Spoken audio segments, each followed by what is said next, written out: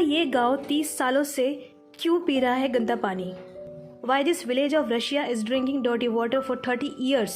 हवा, पानी और धूप प्रकृति द्वारा मनुष्य और दूसरे जीवों को दिए गए सबसे अनमोल उपहार है। समय समय पर हम देखते हैं पानी बचाने और पानी की शुद्धता को लेकर अंतर्राष्ट्रीय स्तर पर भी बहस देखने को मिलती रहती है।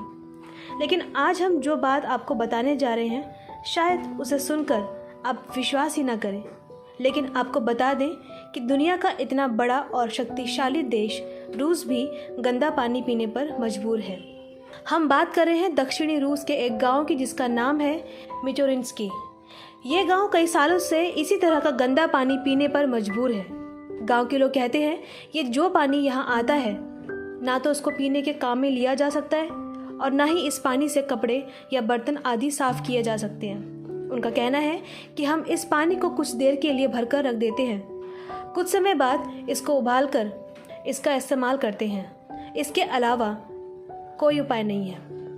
गांव के मोहल्ले में लगे पंप से लोग हर दिन बाल्टी में पानी ले जाते हैं और ये पानी एकदम गंदा होता है, लेकिन मजबूरी है, कुछ नहीं किया जा सकता।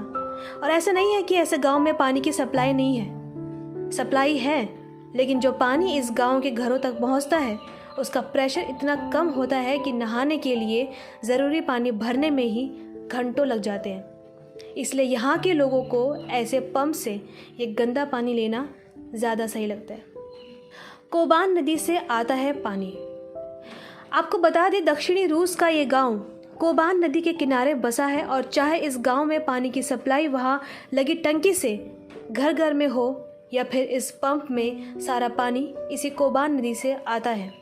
ये नदी दक्षिणी रूस की बड़ी नदियों में शामिल है।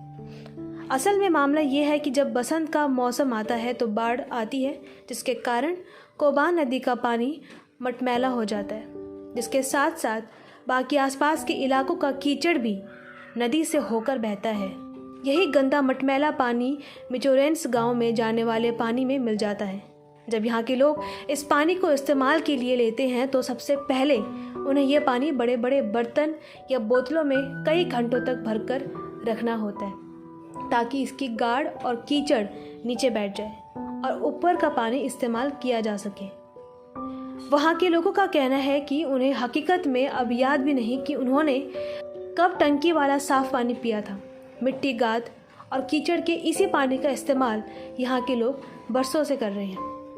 स्थानीय लोग कहते हैं कि वो यहाँ पर 1975 से रह रहे हैं और यही पानी इस्तेमाल कर रहे हैं। कुछ लोग तो पानी को सीधे, यानी उसकी गाद नीचे बैठ जाती है, पीने के काम में लेते हैं, और जबकि कुछ लोग इस पानी को उबालकर इस्तेमाल करते हैं। इसी पानी को ये लोग कपड़े धोने और दूसरे घरेलू काम करने में इस्तेमाल करते हैं। कई बार यहाँ के कुछ लोग पानी को खरीद कर भी पीते हैं, लेकिन बेचे जाने वाला पानी महंगा होता है, जो हर व्यक्ति के बस की बात नहीं है। अगर कोई व्यक्ति हर रोज़ खरीद कर पानी पीता है तो उसके लिए उसे लगभग प्रति महीने 3000 रूबल खर्चा करना पड़ता है। कुछ लोग इसलिए भी पानी खरीद कर पीना पसंद नहीं करते, क्योंकि फिर दूसरी चीज़ों के लिए उनके पास पैसों की किल्लत हो जाती है। सोवियत संघ टूटने के बाद से है परेशानी। सोवियत सरकार के वक्त में इस गांव के करीब एक सरकारी कृषि फार्म और एक फैक्ट्री हुआ करती थी। उस दौर में यहाँ के पानी की देखरेख और साफ पानी की व्यवस्था करना सरकार का ही काम था। लोग बताते हैं कि जब सोवियत संघ टूटा तो यहाँ पानी को साफ करने की व्यवस्था की जिम्मेदारी के लिए कोई आगे नहीं आया। स्थानीय बुजुर्ग लोग कहते हैं कि पहले यहाँ गांव के ही पास मुख्य सड़क के किनारे बड़े बड़े टैंक हुआ करते थे, जो पानी को साफ करने का काम करते थे, और यही साफ पानी यहाँ से गांव में भी भेजा जाता था।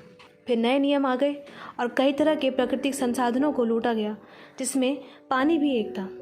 और ऐसा नहीं है कि अब ये टैंक यहाँ नहीं है। हकीकत में ये पानी साफ करने के टैंक अपनी जगह आज भी मौजूद हैं, लेकिन अब इनमें पानी साफ नहीं किया जाता, बल्कि नदी का डायरेक्ट पानी ही गाँव में भेज दिया जाता है। सरकार के पर्यावरण संरक्षण एजेंसी की रिपोर्ट कहती है कि मिचोरिन्स्की में पानी के पाइपों में 90% तक नदी की गाद जमा है, और तो और कोबान नदी से आने वाला पानी पहले से ही प्रदूषित है। बहुत से पर्यावरणविद पानी से बैक्टीरिया और रसायनों को हटाने के लिए कई बार मांग और आंदोलन भी कर चुके हैं, जो आज भी लगातार जारी है। मिचोरिन्स्की के लोग कहते हैं कि उन्होंने न जाने कितनी ही बार पानी को साफ करने वाले अधिकारियों से कई बार बात की, लेकिन कोई उनकी सुनने को राजी नहीं होता और ना ही कोई कदम उठाए जाते हैं।